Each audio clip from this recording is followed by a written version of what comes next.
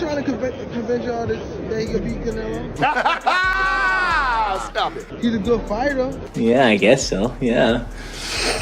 Smaller fighters are always better than bigger fighters because they're smaller. They know how to move and things like that. Everything that I've accomplished, he's still trying to accomplish. The way he talks, he think he's Superman. This guy is great at what he do. I don't want to talk about Gervonta, man. All right, y'all. So, new question for the boxing community: is Gervonta Davis right?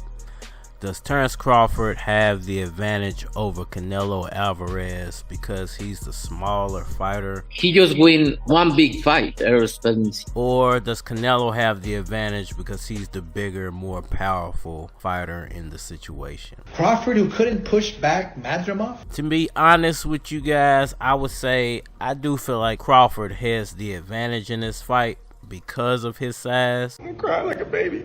You know, he's going to be able to sustain longer in the fight.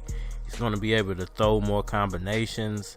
He's going to be able to move a lot more than Canelo is. I respect everybody, but if you with me, it's going to be different. Now, the problem I have with Terence Crawford actually beating Canelo is, can Terence Crawford sustain once Canelo actually makes contact with him? He's not your ass out. Meaning, I do think that Terence Crawford is going to land more punches at certain points within the fight. I do feel like Terence Crawford is going to be able to utilize his movement in the ring at certain points during the fight, the same way that Amir Khan was able to take advantage of all these things. But once Canelo settled down and once that energy level, you know, like it did with Khan, starts to come down,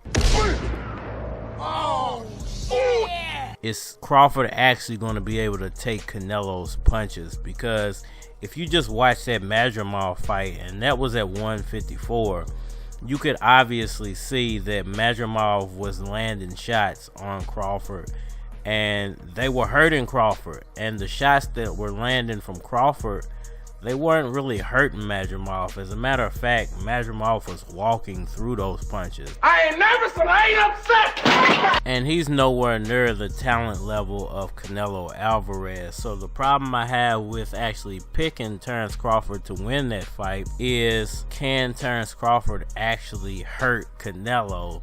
And to be honest with you, I say 9th round. I don't think he can. He couldn't even keep Earl Spence on the mat. Can he actually, in reality, hurt Canelo? I whoop his ass for free. Let's talk about it.